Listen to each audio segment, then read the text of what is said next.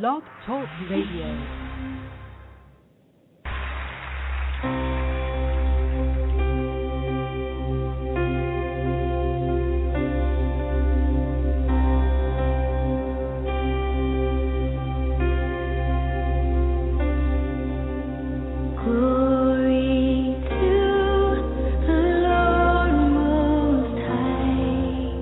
King of power and light.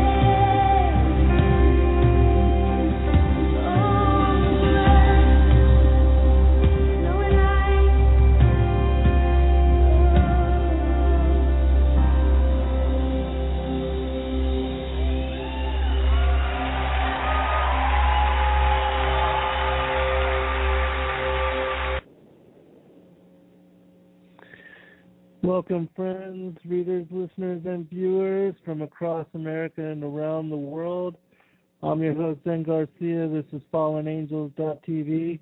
It's a 5 p.m. broadcast, East Coast time. We're streaming out of Athens, Georgia, East Coast, United States of America. And it's 6/29/2013. I appreciate all of you taking the time to join us in fellowship and to gather together with us to celebrate the Sabbath and to celebrate knowledge, discernment, wisdom, beauty, just the worship of our Creator and His Son, and for all the blessings of another day and the opportunities and chances we have to even be part of existence, to watch the unfolding of the soft parade, to be witness to sunrise and sunset, the transition into night and the streaming of the stars, the moon, the constellations, the Milky Way. It's incredible, the drama of life and how most people just completely miss it and have no interest in being witness to the awesomeness that is creation and its unfolding. And when I look at the beauty of nature, even the blooming of a flower or the flight of a hummingbird or anything, it all to me is confirmation of the grandeur of the miracle of life and of the greater picture of how our Father, as the Creator of us all, has established all things for our benefit and for also, of course, for His own glory, because He is a part of all things. But the fact that we have chance and part to play in all of this is just a miracle that most people just completely ignore, overlook, and are devoid of any sensitivity upon.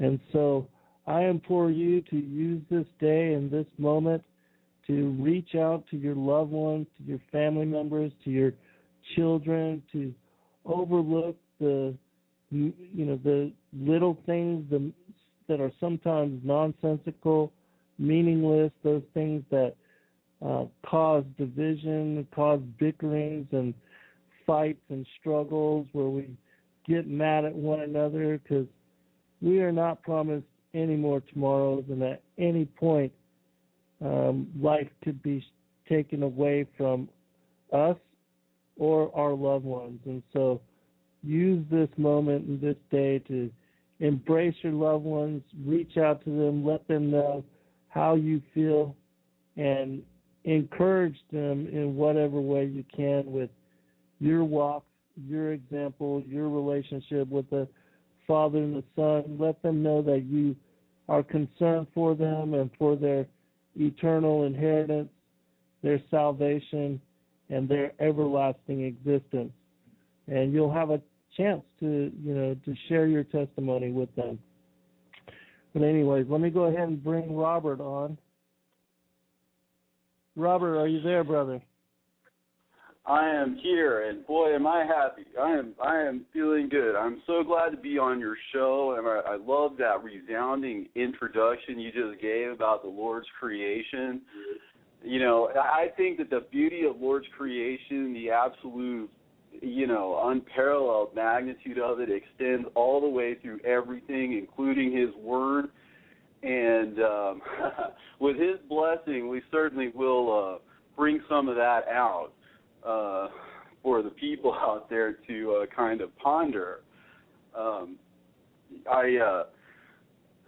a little bit nervous, of course, but I am glad to be here on the show. Well, we appreciate you taking the time to join us, Robert. And for those that don't know, have not heard about Robert Ferrell and his work, he's doing an incredible service for the Father and the Son and the Kingdom. And you can find him on YouTube. And it was actually just a few weeks ago that one of my listeners had sent me a link to some of his work, and I had then watched through his video and then watched a number of other videos that he has brought forth. And for those that don't know, he brings a lot of the documentation, the extra canonical books, things that have been hidden, forgotten about, veiled, purposely disappeared, and he's brought them to video form. He reads them for you, and I know that a lot of you do not have the time or the luxury to read a lot of these works for yourself, even with individuals like myself bringing forth that they are out there and that we do have access to them, and that in itself is a true blessing. Most don't have the luxury of time to be able to sit down and spend your afternoons in delving over these many different texts and study them in such a way that they can bring revelation and bless you in your life. Well, Robert has read a number of them to video form, and you can download these videos. There's simple applications that will convert his videos into MP3 form, and then you can download these MP3s to your iPad, your iPod, the different ways that you listen to even this show. Take it with you on your journeys when you're jogging or walking in a weight room, on a treadmill, or driving between jobs or to a job. Because I know that a lot of us truth seekers, because of the lack of time, we try to utilize what space and time we can to the wisest that we can to benefit our lives. And this is one way that you can study a lot of what I have been covering for a number of years. And one other thing about Robert's journey is, and he's going to share his testimony with us, and then I'll give him a chance to give his contact information and to let you know where you can go to study his work and to download these different things, is that he had a similar journey as many of us, in that a lot of us, in seeking truth, initially we turn our backs on organized religion and go seeking out to find anything that we can that would give us personal revelation and a direct experience of the divine. And I know myself that I even lived in a van for 4 years, traveling all over the country and reading everything that I could to try to access such spaces. And so Robert has similar testimony. And so, Robert, why don't you give out your contact information, where people can find your work, and where they can go to support you in what you do. Okay. Well, first of all, as for downloading, I don't mind certainly if anyone downloads. There's plenty of downloaders, of course. Anything that I do is there to help others. That's why I put it up, and that's why I put it out. But Jesus Love, YouTube user Jesus Love 723 has set up a website, and he runs this for me. It's called scriptural-truth.com. You got to put the dash in there. But what's available on this website is, like you said, many of the readings which I've done, which basically I did for my own sake. I just wanted to hear them myself, and at the time that I did them, they didn't exist. Strangely, such important works and everything, but they kind of lie, just sort of, lost and forgotten and whatnot. So I read them out largely for myself, way before YouTube ever came along, way before there was ever a venue. And just so as soon as, I had high-speed internet and access to YouTube, I, created an account and started putting those things out there so that other people could benefit from them. And it really has taken off. But that's at www.scriptural-truth or scriptural-truth.com. And there's all kinds of readings there. you'll find my book, the Super Gospel, which is a compilation of all ancient Christian Gospels. It's kind of like a harmony of the Gospels, but it's all one big thing. So it takes all of the infancy Gospels, all of the Agrapha, and integrates them into a linear reading so that, with one read-through, you can basically get a fundamental knowledge of, it's sort of a survey, if you will, of all the ancient Christian, gospel material that remains to us. And that's available there also as a PDF. Again, which I don't mind if anybody wants to download it or whatever for their own use or to share with others. That's perfectly fine with me. But those are some of the resources that I have available on that website. So my book is also available. If you go to my YouTube site, which is Apocryphile 1970, I've got a couple of links there where you can purchase the book if you want to purchase it. But like I said, I try to put everything out there for free, just so that anyone and everyone can get it. The money's not a factor. It's just if you want a hard copy or something, it is available. I think it's $19.99 wherever you get it. But basically, as far as my story is concerned, I used to be an unbeliever in religion. I've always been sort of a skeptic by nature, skeptical of people, maybe even bordering on a little bit cynical of people. But I guess it's just sort of that's the way I've kind of been all my life and everything.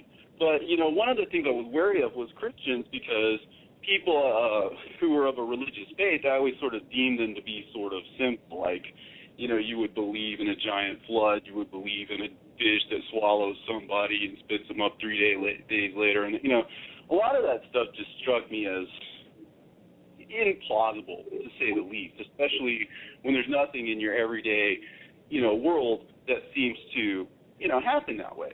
You don't see the dead coming back to life. You don't see people blind from birth. It's so outside of your ordinary experience.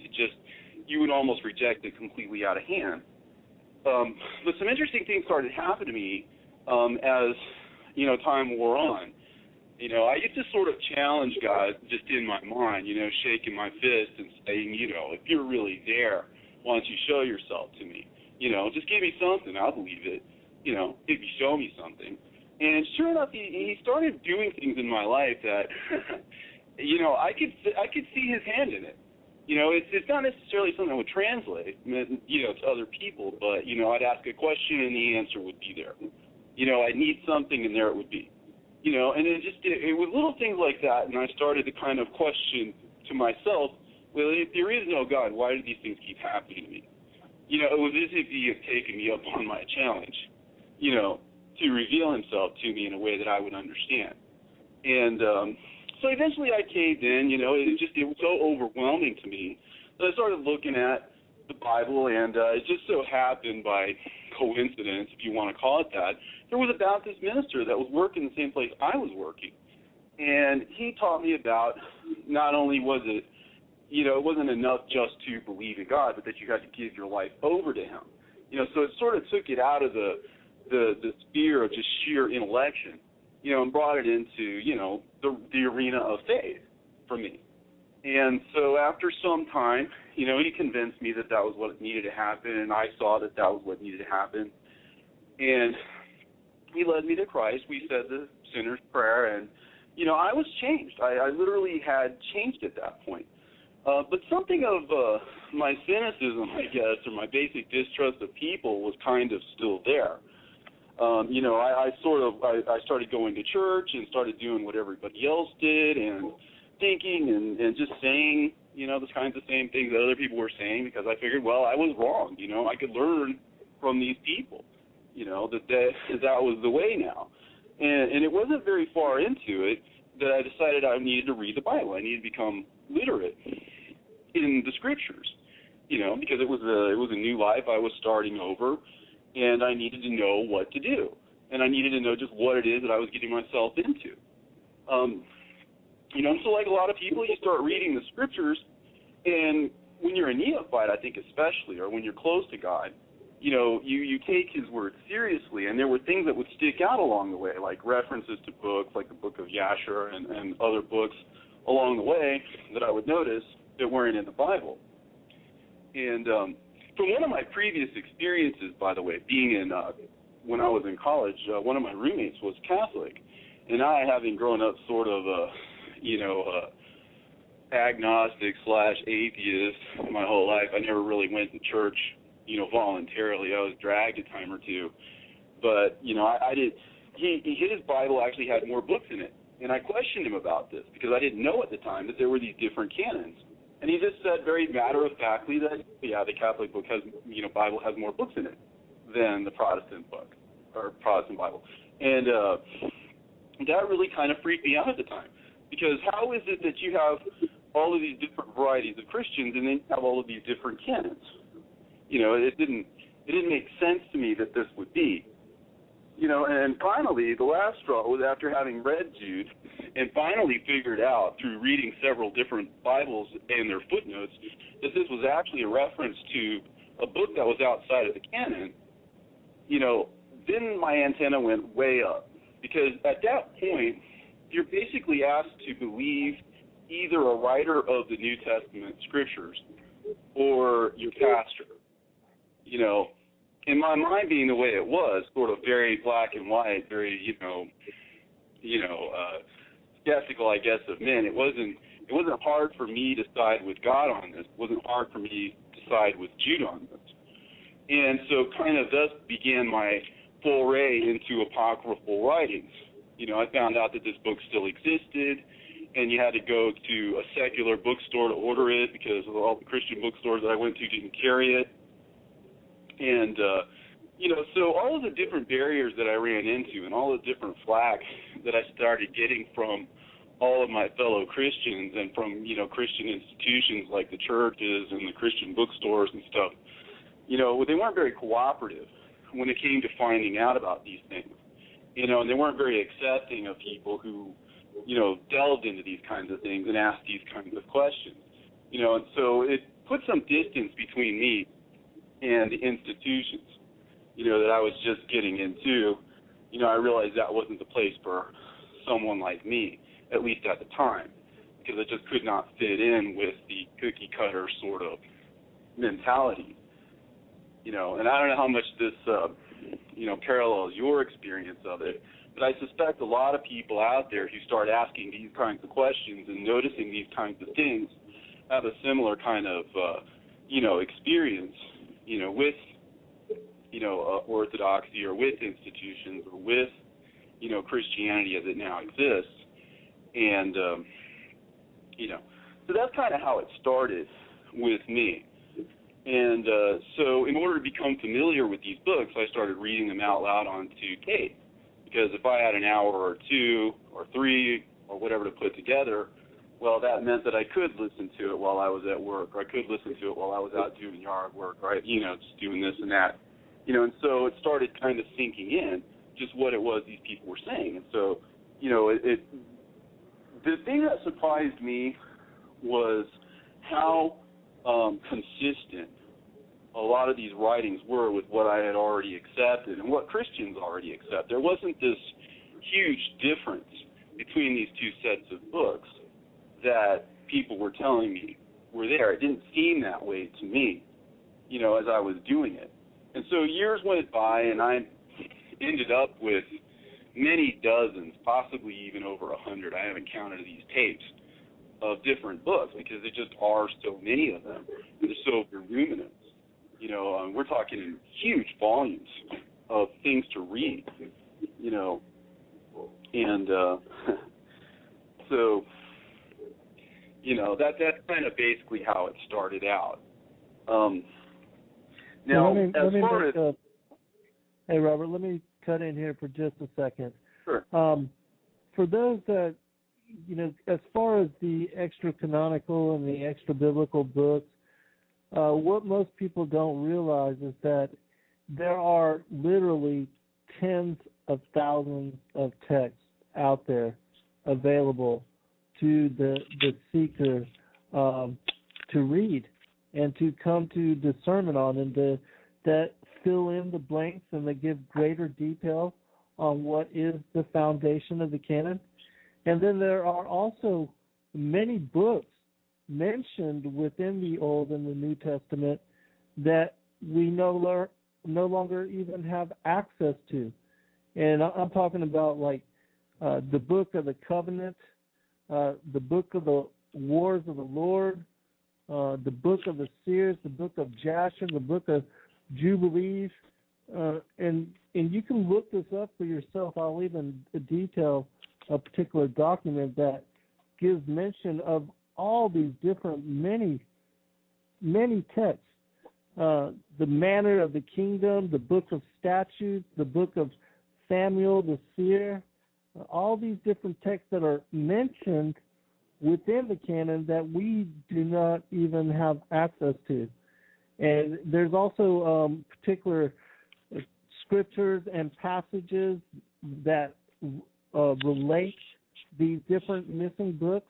And so there are many, many, many texts which we do have access to, and then many that we don't. And so for those that do have access to the chat room, I'm not going to mention all of them, but I'm going to go ahead and post an article there that makes mention of many of these different books that are, that are cited within the text of the Old and New Testament, but that have disappeared, that are completely missing, that we have no compilation and no resource on. And so there are many, many, many different texts out there. And so for those that, are trying to come to discernment on the different things as far as having a relationship with the Father and His Son, I would try to study what is available, knowing that, at any point some of these other texts could also disappear and that we could never even have access to them. One of the, a perfect occurrence of this that just recently happened was I had downloaded and copied a number of what are the Targums, which are the different language translations for the original Hebrew Torah when the people were taken into exile and were living in Babylon and were assimilated among the heathens and the pagans there. They forgot how to speak their original Hebrew language, and so the priests had to have certain language translations created, and these language translations are called the Targums, and people can study what are now the English versions of these Targums, and they fill in detail a lot of what has gone missing as far as what was back then knowledge that was obvious to the apostles and the early disciples of Christianity and of Christ. And those kind of things already that you can not even find the Targums in the English translation on the web anymore. And I do have access to those texts. I downloaded them and saved them in a document form. So if people are interested, you can certainly email me, and I'll be glad to give you a copy of that. But so many, many different texts. And so, Robert, one of your videos that I was so very impressed with was just the way that the apostles had approached, and specifically Jude, and had cited in his work the book of Enoch, and how that was stripped away as being canon and disappeared really until just recently. It wasn't but maybe a couple hundred years ago that book came to light, and then it was again verified. It was found in the Ethiopic and also the I forget there were two different books that were the Slavonic, I believe it was. And Slavonic, so different yeah. Bibles. Yeah, I'm gonna get you to detail that and comment on that as well, and why it is that you also study all of these different texts. And if you'll give some commentary on that that whole, the story and the passage and the revelation that came to you from the book of Jude, because I think that was a very profound occurrence. Well, I'll tell you what. Thanks for that lead-in. It's excellent, by the way. Here's where it starts. Okay, as a person who believes in the Scriptures, okay, and not everybody is one of those, but a person with simple faith in the Scriptures doesn't ultimately question the Scriptures. They may question interpretation. They may question something like, "Am I reading this right? Am I understanding it correctly?" They don't question the legitimacy of the Scriptures. And one of the things that Jude gives us is, I think, a lot of really useful information, not only for believers, but also ammunition, if you will, to take against people who would question God's Word. Because when he mentions this book, first of all, it isn't the only apocryphal or pseudepigraphal work that he mentions, first of all. He mentions in verse 9 about Michael the archangel when he was contending with the devil about the body of Moses. And so there's an interesting reference there, which is to a book that we no longer have. And several references before you even get to Enoch 14 and 15. Like, for example, when you read Jude 6, where he talks about how the angels kept not their first estate, but left their own habitation, he has reserved in everlasting chains under darkness until the judgment of the great day. And the great day, of course, is the millennium, which we are basically on the cusp of. We are either in the millennium or we are practically there, time-wise. And so the chains of darkness or whatever are reference to Enoch chapter 54. And the fact that he talks about the angels having left their first estate means that those sons of God, which are spoken of in Genesis 6, are the angels in Jude's view. So looking at it, things from Jude's view, the first thing he says is that when he spoke to us of our common salvation, that it was needful for him to write us, to tell us that we should contend for the faith that was once for all delivered unto the saints. And to follow this up with so many references to so many pseudepigraphal sources sort of begs the question, is this faith that we are supposed to be fighting for these books that we ultimately lost? Because one of the things that didn't happen, at least on a large scale, was that the Christians didn't seem to fight for these books in mass, by and large.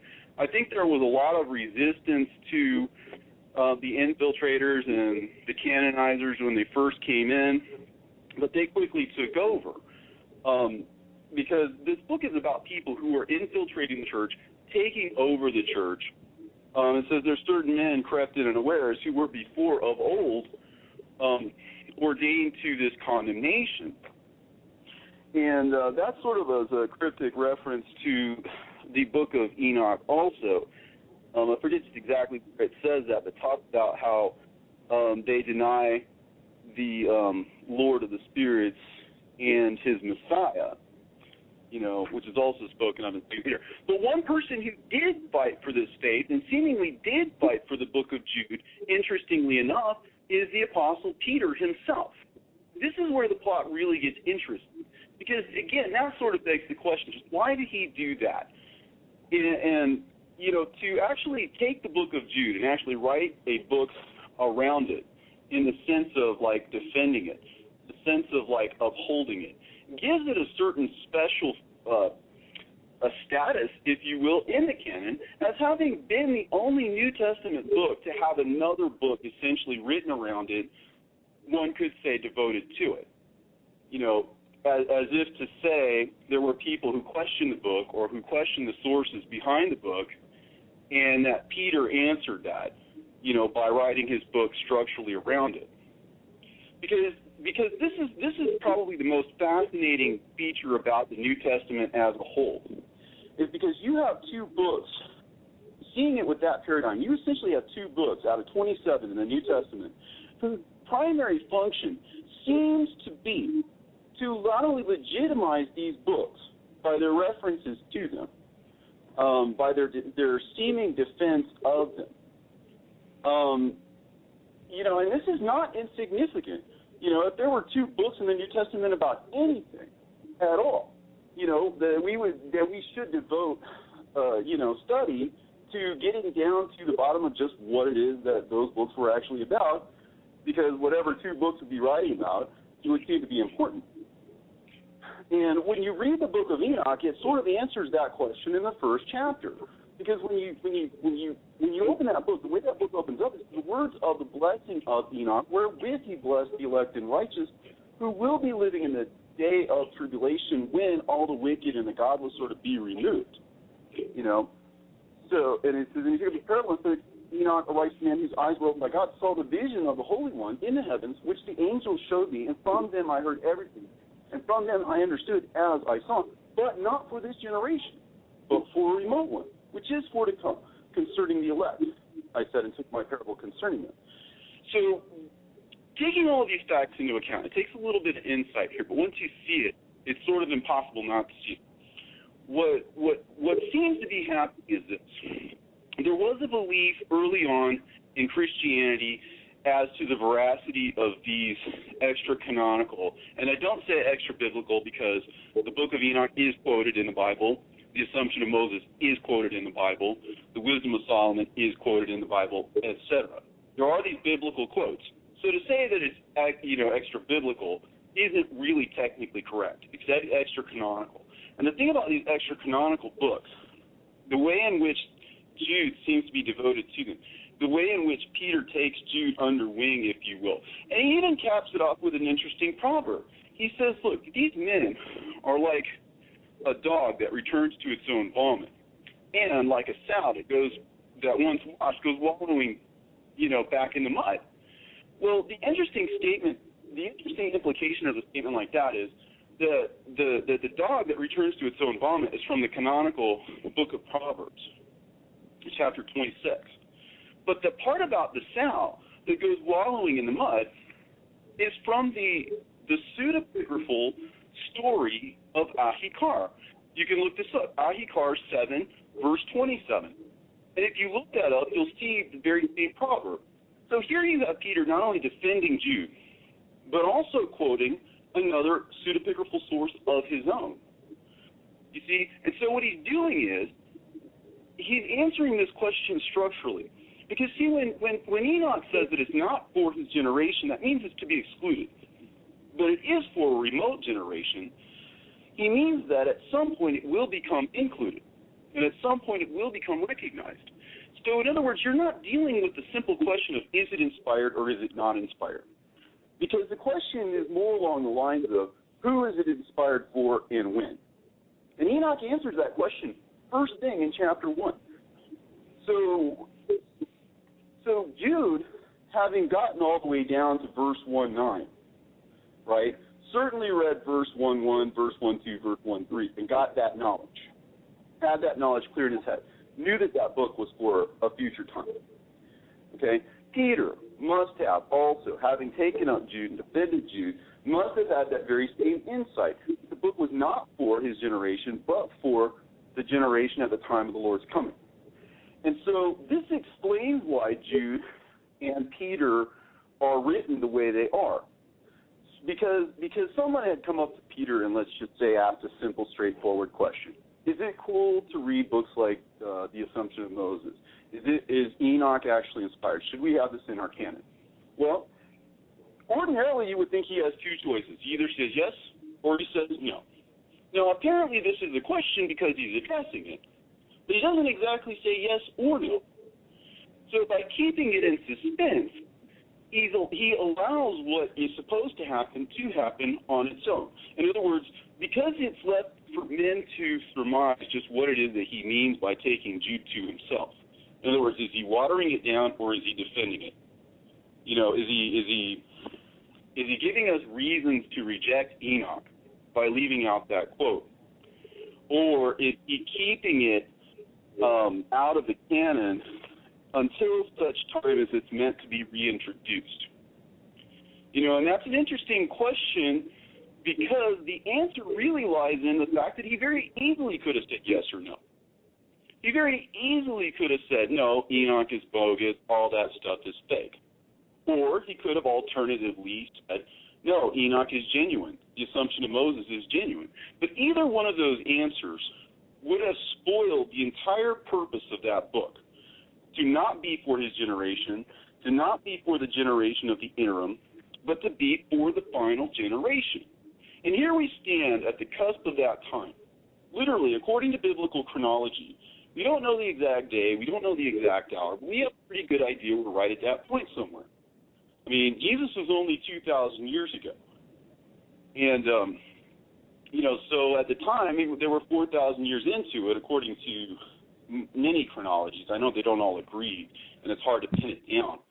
But according to most chronologies, biblical chronologies, we're very close to that cusp between the 6th millennium and the 7th. So it should be about time for that book to show itself, if indeed that were the purpose of that book. And yet we have all of these arguments already within the canon, like a ticking time bomb, ready to go off at any time. And yet we don't live in a climate where these truths are told, these things are mentioned or studied by the people at large. It remains relatively academic, in the world of Christendom, and it's not something that's preached in the church, even though it should be. Because, in what way is Jude 14 and 15 any less scripture than, say, John 3:16? You can argue, you can quibble about it, but it's just as scriptural. And therefore, from the point of belief of a believer, it's just as valid. And it does bear upon our salvation, by the way, because when Jude spoke of our need to fight for these books, it was in the context of his writing to us of our common salvation, as opposed to our individual salvation. In other words, once we as a church, once we as the body of Christ, arrive at the collective insight and agreement that these books are what they are, that when he's quoted Genesis and he's already quoted the assumption of Moses, and then he says Enoch also, all right? He's giving you an argument that includes the book of Genesis. He's giving you an argument that includes the assumption of Moses, and he's giving you an argument which includes the book of Enoch. So that's the inclusiveness of the word also. Enoch also prophesied. He calls him the seventh from Adam. All right? So if Jude is to be believed, it is Jude's belief that this was the antediluvian Enoch, and that he was the seventh from Adam. So this is Jude's belief, but it's not the church's belief, and it's not the scholars' belief. And it's not something that probably, 99 out of 100 ministers would even tell you, even if you ask them that that's the case, because they don't believe it either. They've been conditioned to listen to scholars. They've been conditioned to listen to theologians and to traditionalists, and just following sort of common sense human type knowledge, rather than the knowledge that has been laid before them to follow, which is the Word of God. There in the Word of God, you have it written that Enoch is also included in this argument, so it's inclusive of that, that he was the seventh from Adam, therefore antediluvian. That's a datum. How do we treat data? When God is giving us perfectly straightforward information that we can either choose to ignore or to accept, what do? It exists. It's there. So what good does it do to ignore it? One way or the other, whether you're for it or against it, to just go with the status quo, to just go with the flow, just because it's the easiest thing to do, doesn't necessarily make it right. So there's this whole mechanism that's in place for us to bring this book into existence. So that's a serious, situation. How do we deal with that? And for 2,000 years, we've done very little to deal with that situation. Peter stood up for Jude and fought for the faith that was once for all delivered to the saints, but we haven't. But maybe it's time that we do. Maybe this is the time. Absolutely. That this is the generation. According to the scriptures, it would seem to be. It's my belief that we are the final generation, and we are that generation, the fig tree generation that Enoch mentions in his book, where he speaking about having written this for the final generation. We have a question from the chat room that I wanted to ask, but before I do, I want to place into context this particular question and read something from the Gospel of Thomas, which I had asked Dr. Lumpkin about as well. In verse 39 of that particular text, it says, Jesus said, the Pharisees and the scribes have taken the keys of knowledge, gnosis, and hidden them. They themselves have not entered, nor have they allowed to enter those who wish to. You, however, be as wise as serpents and as innocent as doves. Now, I'm not, this is my first time interviewing Robert, and even though we've spoken, I'm not positive on how much you know as far as the two different bloodlines, the two different lineages, and Cain being not of Adam, but being of the serpent. But the question that has been put forth from Night Watchman in the chat room is, could the exclusion of these books from the canon in some way be connected to the deception promulgated by the descendants of Cain, who Christ in the New Testament, specifically in Matthew chapter 13, he says, that the tares, the children of Cain, that they are the Pharisees and the scribes, mentioned here in this passage, verse 39, that are the ones that have taken the keys of the knowledge. And it's my opinion that they've done much of this, and that even the canonical process was not to bring truth to the people, but done more so to hide and to disappear and to veil and to keep hidden knowledge and truth from the masses. But could you share your opinion on all that? Yeah, absolutely. Well, I'll put it like this. I think I know what that knowledge is, first of all, and I do believe that I can at least give people the beginnings of this. It's going to take a while, and it's going to take a lot of people out there searching these things out and helping everyone else out. Because, the elect are never mentioned in terms of singulars. It's never one person, it's never this other person. From your experience then, you've had an inner calling. I know from my own experience, I've had an inner calling. I've spoken with lots and lots of people who tell me the same thing. Just something is waking up inside of them. Something is, just in it. And this is what God is doing. Now, as far as what that knowledge is, when, for example, Jesus says, from the blood of Abel to that of Zechariah, whom you slain, meaning the scribes and the Pharisees, right? Between the temple and the altar. What did the Pharisees have to do with the blood of Abel? Exactly. He says it's so that all blame may fall upon this generation. So what does he mean by generation? Well, from the time of Abel, right, who slayed Abel? It was Cain. It was his seed. It was his bloodline, right? The scribes and the Pharisees couldn't possibly have slaughtered Abel. We know who did that. So why is he blaming them? He's not really blaming them in particular. He's blaming that generation. That from the very beginning, there has been a seed that has walked alongside us as though they were one of us, as though they were among us. All right? And they think a certain way. And their thinking is sort of infectious, I guess is the word.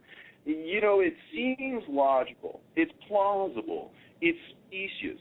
If you look out into the world where science predominates, where the intellect of man predominates, and this is what's happened with the church, really.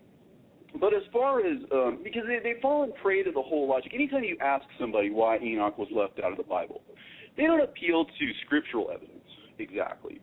They appeal to human logic. They say, oh, come on, the giants couldn't have been 3,000, 4,000 feet tall. Come on, the angels don't come down and, mate with the, they tell you all kinds of things that seem plausible. But see, that's where people buy in, because it's easy to just be a naysayer, but it's hard to be a believer in the face of a whole bunch of other people, a world populated by people who don't think the way you do. And you always have to swim against the current. And it does. It takes a little bit of I hate to use the term rebelliousness, but that's kind of the way it is. You know, you have to stand up and say, you know what, I'm not going to go with the flow. You know, I'm not going to say what everybody else says. I don't believe what everybody else believes. Those keys, that knowledge, the reason they had to hide it was because it was condemning to them. When you read in the book of Revelation, for example, about the sword that cut off one of the heads of the beast, right? What else does it say in the book of Revelation about the sword? That out of his mouth comes a two-edged sword. That sword is the word of God. And all of these different heads, different millennia, there's 7 heads and 10 horns. There's 7 heads for the 7,000 years. There were 7 days and 7,000 years, 7 heads and 7,000 years. Okay, and when it says that this head was cut off by the sword and then it grew back, what it means cryptically is that there, after 4,000 years, at the very beginning of the 5th millennium, there was the sword of God's word that had taken and triumphed over this beast, that had killed it. And that is the knowledge of his word, the keys that they went and hid. So if the word was the thing that chopped off that head, how do you get that head back? Because you have to disarm and disable the word. And the way that you do that, the way that the devil did that, was because there is a heavenly meaning couched into every earthly meaning that you see within the Scriptures. In other words, the heavenly has couched itself or hidden itself within the image or within concrete terms.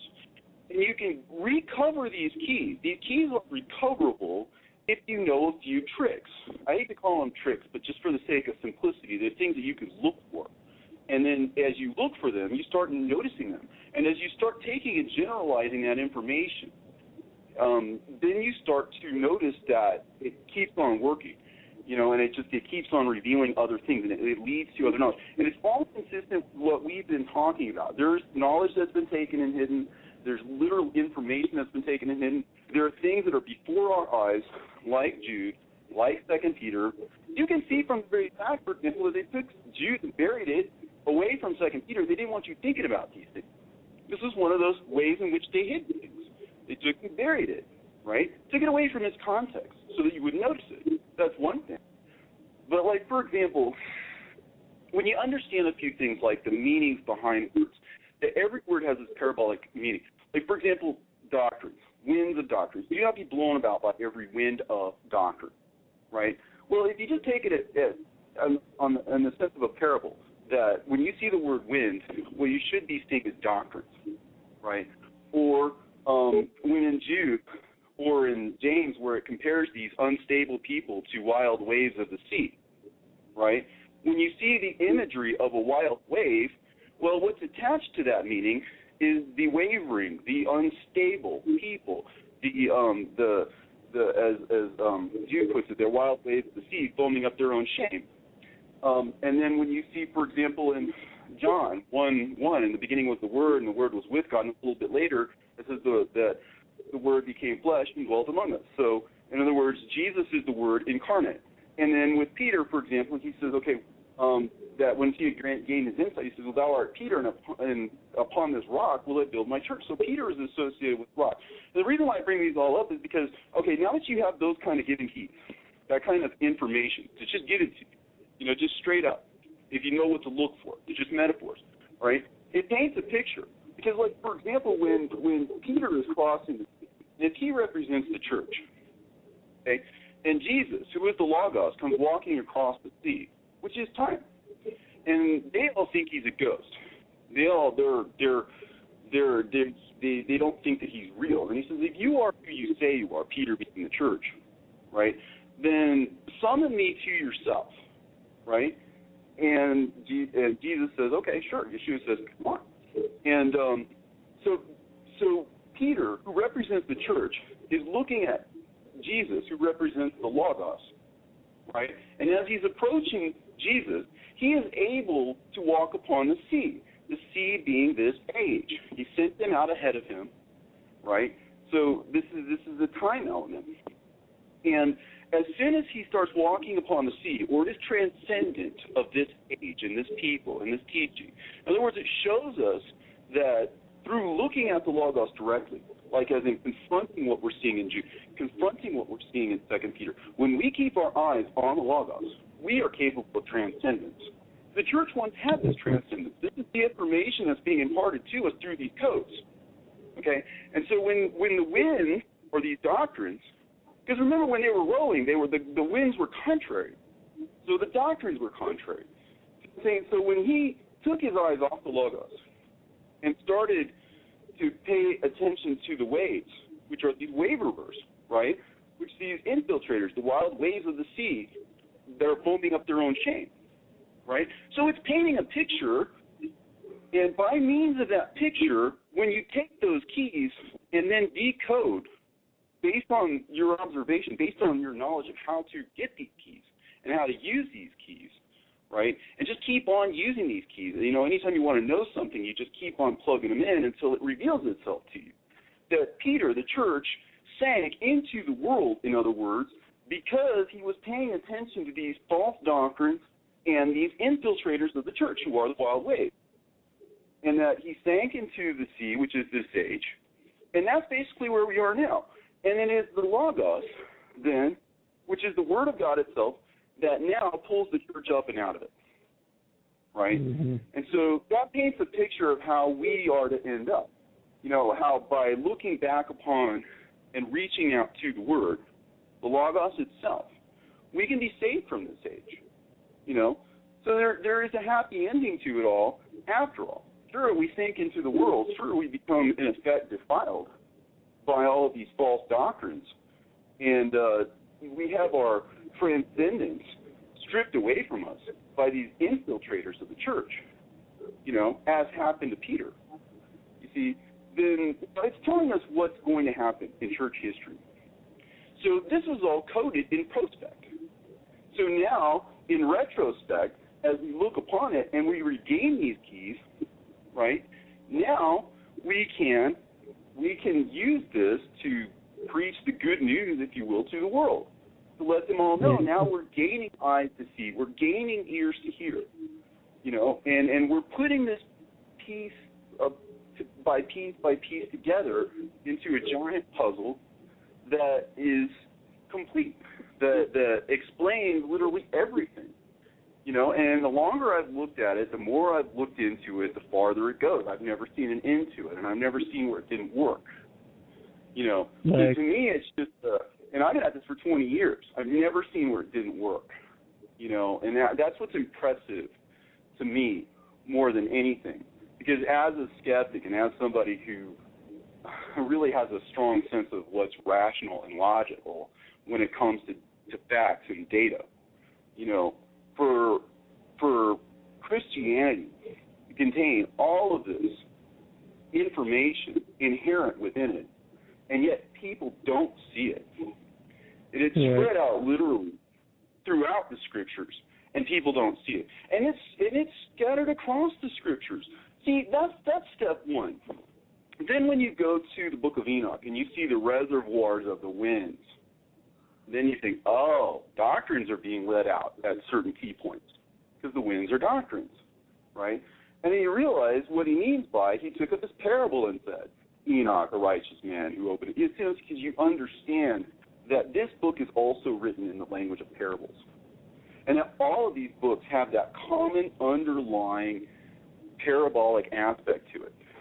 Now, of course, they're going to take those keys, like the ones I just pointed out, and there are many others too, you know, and I provided, by the way, a PDF of the keys on the Scriptural Truth website if anybody wants to download it by PDF.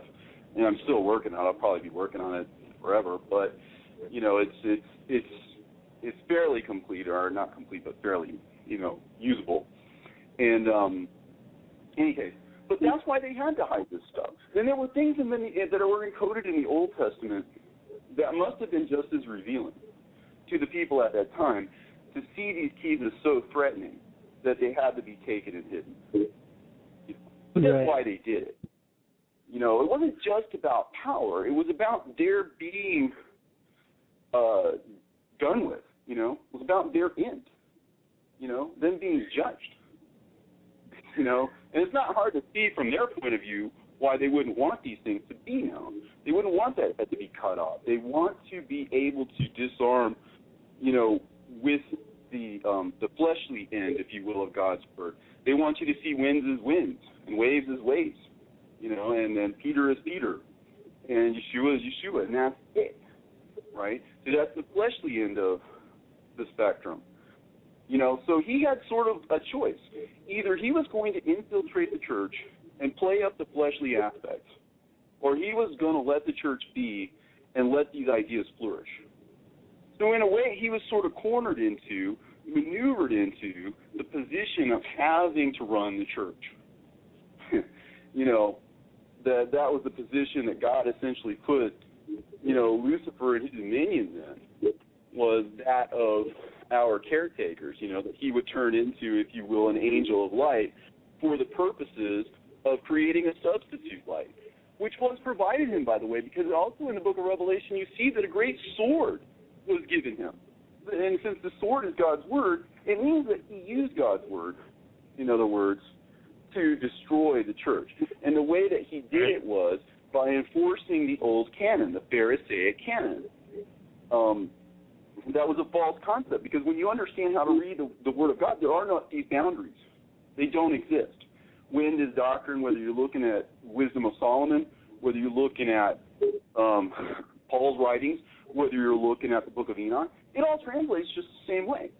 And so that whole image of the beast, which is the religious system, gets destroyed by this knowledge.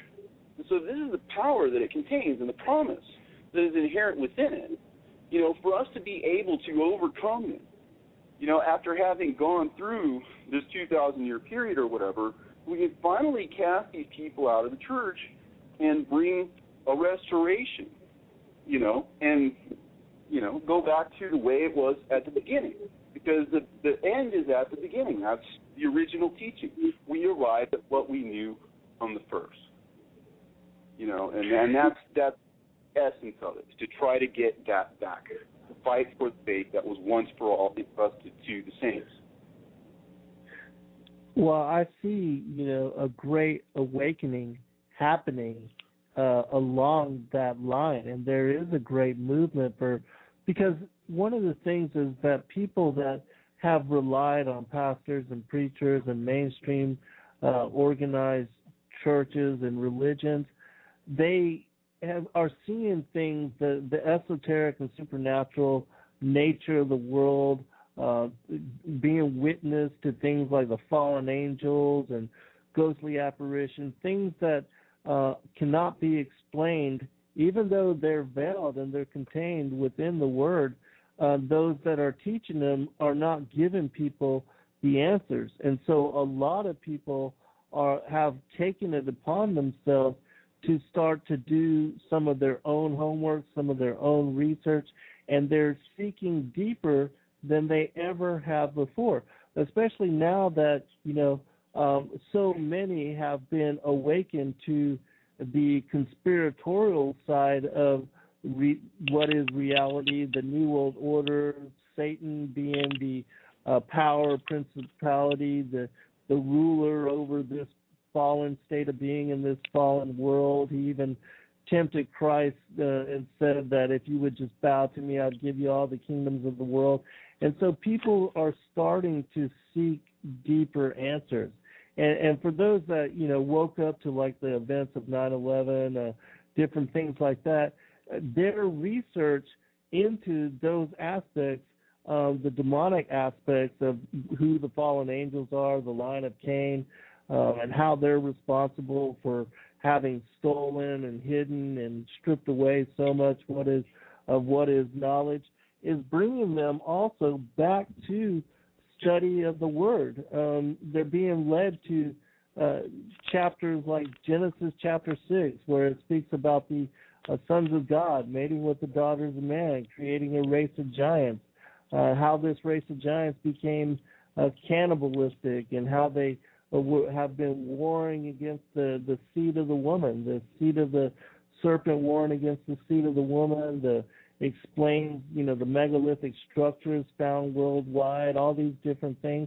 And so people are being led to the truth of the Word, and it's individuals like yourself and myself that are bringing forth all of these other extra canonical books, which the early disciples, apostles, and followers of Christ they knew a lot about this knowledge that we're bringing forth again.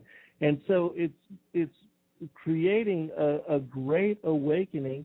It's assisting people to be responsible for their own discernment. It's giving them a direct relationship to the Father and the Son in such a way that now when they read the Word, they're truly having the eyes to see, the ears to hear, and a mind to understand. Christ said, speak I to them in parables, for they seeing see not, and hearing hear not, and neither do they understand. But this is the generation where the Spirit is being poured out on all flesh, and Christ is going to people in their dreams.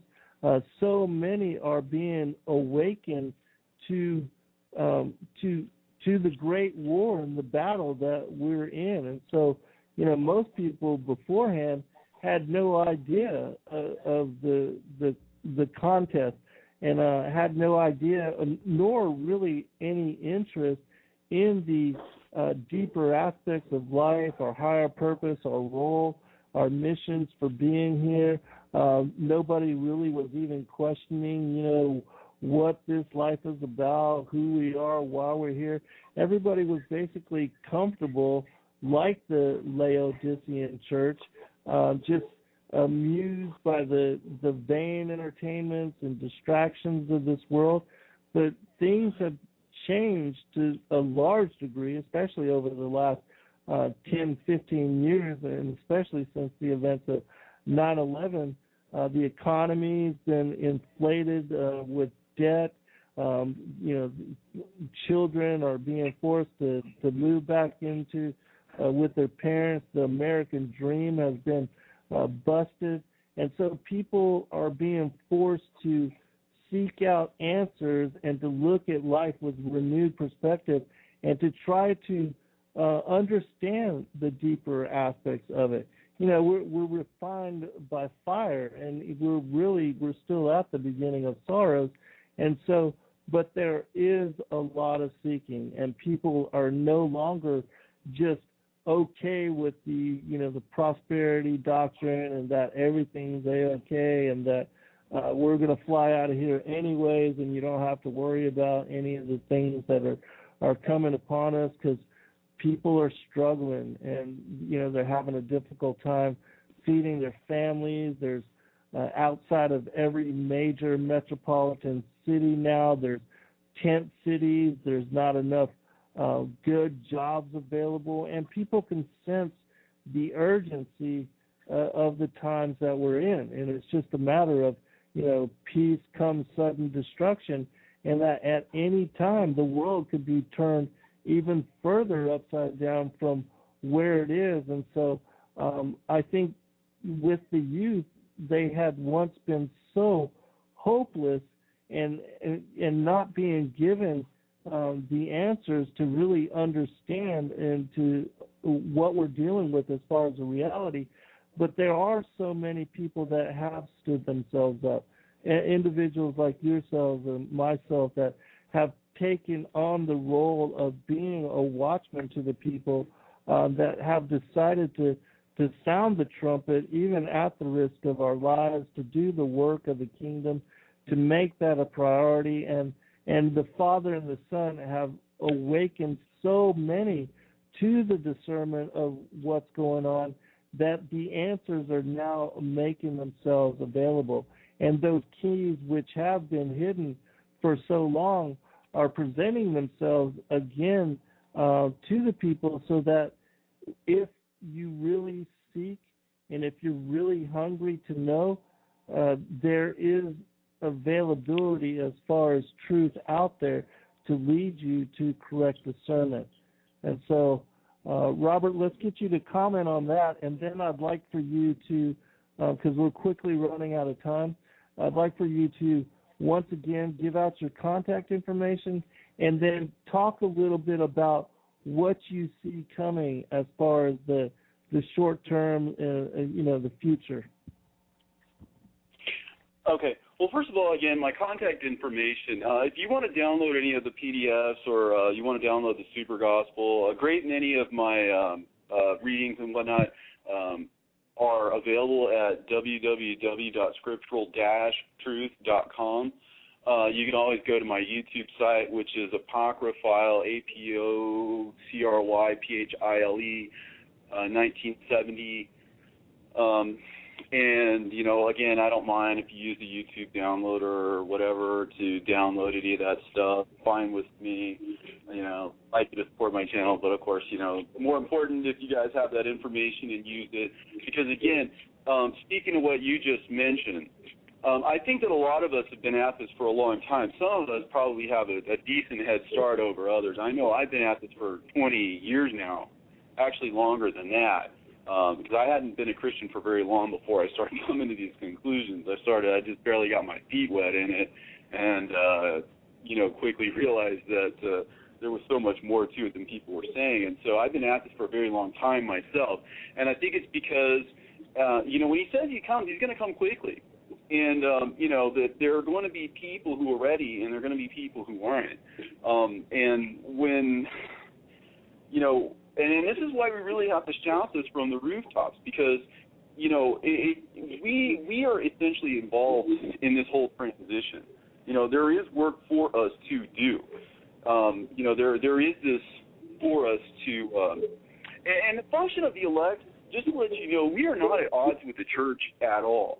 One of the things that I don't have time to go into now, but just as I mentioned before, how Peter has a specific meaning and has to do with the church, the Apostle John also has a specific meaning, which can be derived, I'll go into it some other time, but, that he actually has a specific meaning too. But what you see is that Peter and John work together. John represents the congregation of the elect, because remember, he is there until Jesus' return. If it be my will that he should remain until I come, right? And he was one of the three pillars. There was James, there was Peter, and then there was John, right? And so, in any case, there is a pillar named John who represents the elect, who is remaining. And remember in Revelation also he says, I will make you a pillar in the house of God, right? So in other words, by associating us with John. But in any case, what you see is Peter and John working together, like in the book of Acts and in the, where they run together to the tomb. And John is always giving deference to Peter. What that is it's a detailed and intricate set of instructions for the elect to follow in order to deal with the church. That everything is for the sake of the church. That John outruns Peter to the grave, and he sees the grave open there, but he allows Peter to enter into it. And this is to tell us, who are held back until the time of the end, that our first duty is to the church, and our first duty is to show ourselves deference to it. So we have to do whatever it takes to bring this message not only to the world at large, but to the church. So we cannot pit ourselves against them, because that is not what we are called to do. We are here to help them. Now, the people that are running it, a lot of them may not be open or receptive to it, which you kind of feel like they're going to come around. But what's going to happen is this, and this is detailed in the book of Enoch, chapter 45 through 50, which I won't have time to go through all of it. But anybody who's interested in what the near future is going to be like, that's a really good place to start, because it explains to us just what it is that's coming. There is the congregation of the righteous shall appear. All right, so that's step one, right? So in other words, this is kind of essentially what's going on now. The elect are starting to show up. So we're already seeing this come to pass. So this is Enoch, I got it here, 38:1. So the congregation of the righteous shall appear, and the sinners will be judged for their sins and shall be driven from the face of the earth. So how is this accomplished, first of all? Well, if the answers have been hidden from us, and all of a sudden they come to the foreground, well, people start seeing them, right? Then that empowers us to take it to the take this issue to the world, to force the issue, right? Because if the wicked are whatever driven from the face of the earth, then it is through the righteous ones that this happens. It says, and then the righteous one shall appear before the eyes of the righteous, whose elect works upon the Lord of the spirits. And he shall appear to the righteous and to the elect who dwell in the earth. And so then it says there won't be any dwelling place for them after that. And so, like, for example, when these things are known, there won't be any place for the previous doctrine. There won't be any standing for it. There won't be a way in which the lie can perpetuate itself anymore. And so them, with their whole foundation cut out from underneath them, they are completely vulnerable, insofar as they will no longer be able to pass these things off. Because they don't hide these things for nothing. When you hide truth, okay, it only lasts for as long as you can hide it. And once that truth becomes known, once the cat is out of the bag, right, then all of a sudden the jig is up, because you have that was it. That was all you had, right? And so by telling the truth and by forcing these issues, because remember, Jude told us to fight for this faith. He's actually asking us to do something. So this is a call. This is a call to arms. And, the elect are going to be somewhat confrontational, somewhat militant. But, again, when you look at the interaction between John and Peter, and if you want to get a better idea as to what I mean by that, by the way, a good place to go is the Peter Principle. It's one of my videos that I have up on my YouTube site, the Peter Principle and the Keys of the Kingdom. It explains the spiritual significance of James and Peter and John, and how when you see those three interacting, you understand them to be the three pillars, the Jews, the Christians, and the elect who are to come. And again, I explain that a little further. But if you want a guideline or a template for just how it is that we are supposed to act, that template exists. And it's just as you would expect, that God would actually lay down in the form of parables a detailed set of instructions as to just how it is we are to play this thing out, and just what it is we are to do. But it's only accessible once you have the knowledge of the keys and this hidden wisdom. You see? And so, in other words, this is very dangerous to the wicked one. This is very dangerous to his generation and to his seed and to those who side with them, because this really does spell the end, because it's all been kind of a sham, something that was taken from us, that we have been robbed of what was our birthright, that we have been cheated out of what was supposed to have been given to us freely. And that the apostles themselves, by placing an antidote in the form of 2 Peter and Jude, first of all, within the New Testament, for us to come across this insight in due time in order to effect this change and to give us the weapon of the word, because they killed with the sword. Remember, they were given the sword of God's word to, in other words, to force the fleshly issue, to force the superficialities. Because by having taken the keys, all that was left was the superficialities. We didn't know what the words meant. We didn't know the significance. We didn't understand the higher from the lower, right? We couldn't understand the heavenly things because we didn't understand the earthly things. But by the return of these keys, by the return of these insights, now the earthly things are revealed to us, and contained within those earthly things are heavenly things. And so this is exactly what Jesus is talking about.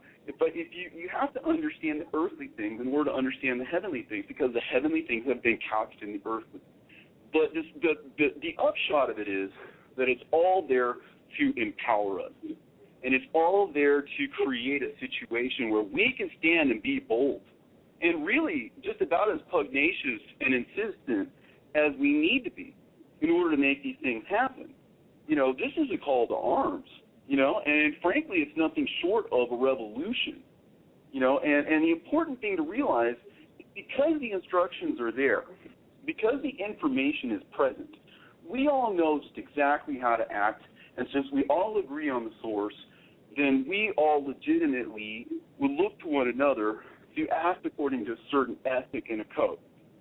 So everything is there for us. We have been given every weapon we need to pull down these strongholds, and that is our function. We're not just supposed to disappear and go away and let the world just go to pieces. We are here to stand up for the truth. We are here to fight for the faith. We are here to be heard and to shout this from the rooftop, and to be absolutely emphatic about it and to not back down, because the people at the beginning of the church age gave their lives over so that we could have this information. They wrote these books so that this information could be recovered. They did what they were supposed to do. And we have the knowledge that we have because they obeyed. And now it's our turn to free them from the prisons of ignorance that they've been, held to by men and by their lack of discernment, by their lack of opportunity, perhaps, to understand it. That's been brought upon by the hiding of this knowledge. And the more you look into it, the more you know, the more you realize that there has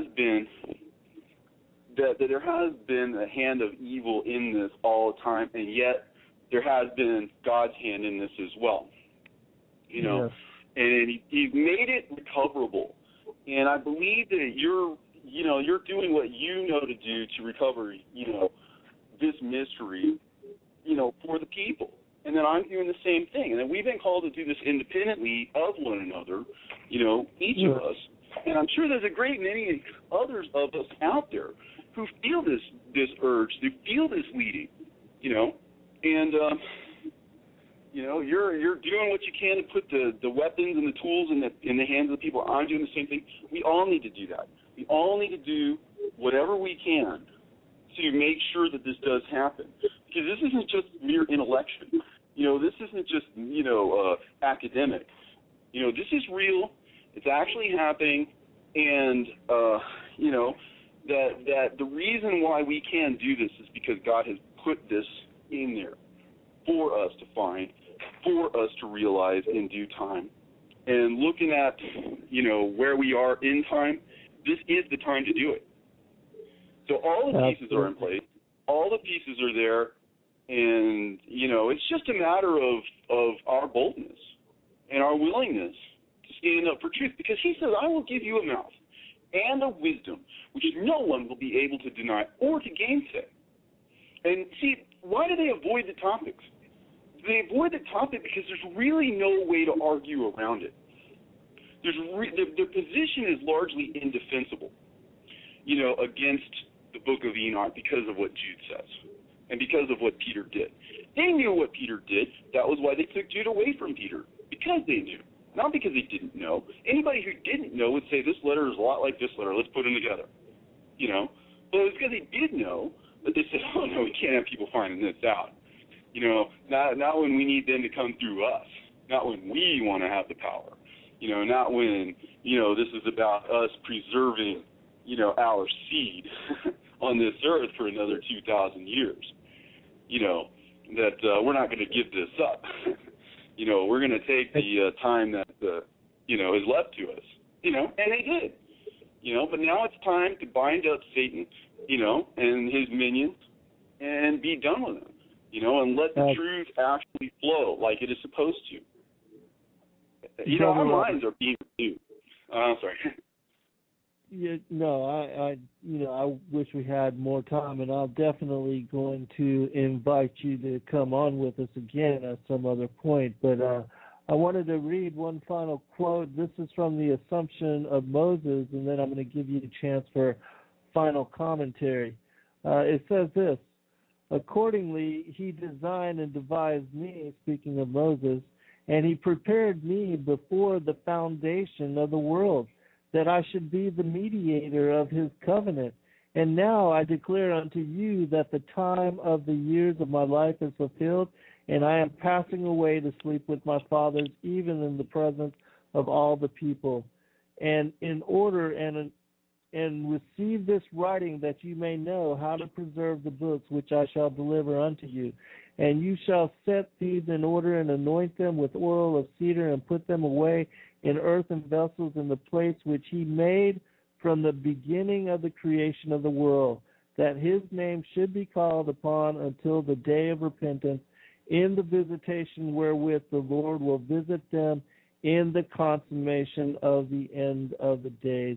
And so here in this passage, Moses speaks about how he was chosen even before the foundation of the world. And we were also similarly called, foreordained for such higher purpose and for role and mission. And it's up to us to realize our specialness and how that relationship with the Father and the Son is so important, and it's important for us to seek the kingdom first and to make that a priority for our lives. Robert, we've got 5 minutes, brother. I want to thank you for joining us for the show. You've been an excellent interview, and I think you've got just a wealth in a world of knowledge, and you've got a lot to say. You should consider doing a show yourselves. But anyways, if you don't mind, final commentary. Well, none of us should be surprised at this, first of all. I mean, we see Moses where? We see him at the Transfiguration, right? These prophets could see across time. The words you just spoke, how it pertains to the flesh and everything, okay? Well, again, these things are contained in earthen vessels, meaning that the higher spiritual level meanings are couched within earthly terminology. The light is concealed within the image, as it states in the Gospel of Thomas. And when we see people like Moses and Elijah traveling literally across time to be with Jesus, in the presence of Jesus, on the sacred mountain, where Jesus is literally detailing to them events of the future himself. When Jesus said that Abraham saw my day, well, we know that Moses and Elijah saw it because they were there. Moses came down that mountain glowing, literally glowing, right? And where had he been, right? He had seen the face of the Lord. He was there. And, we need to understand that Enoch saw this way, that Moses saw this way. All of this information is there for us to know. And they have preserved it for this day.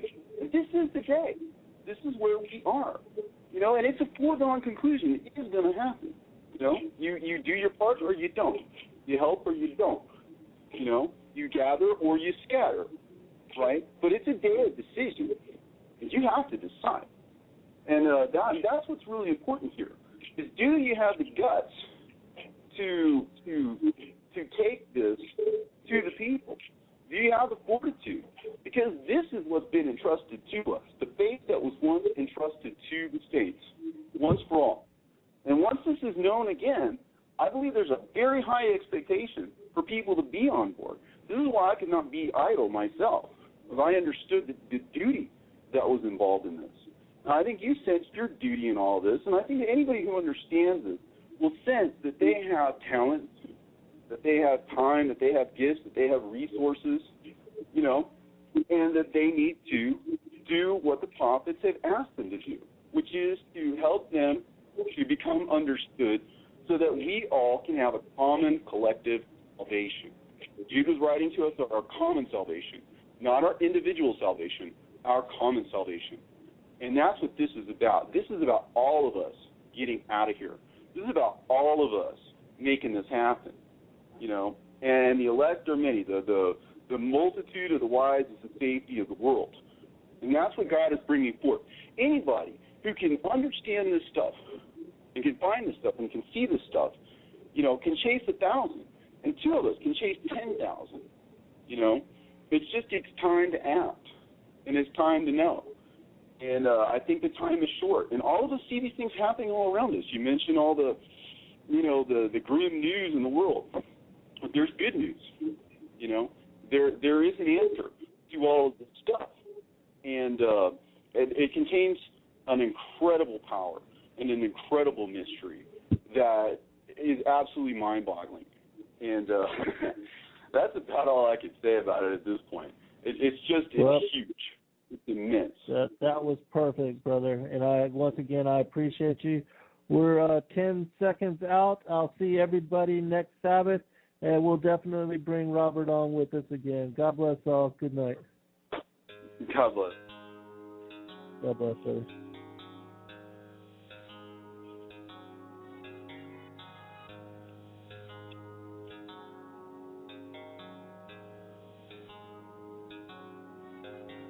What exactly would you say if your child looked up at you and asked you about God and if He exists and if He's true, and wondered what would happen when someone dies. Is there a heaven?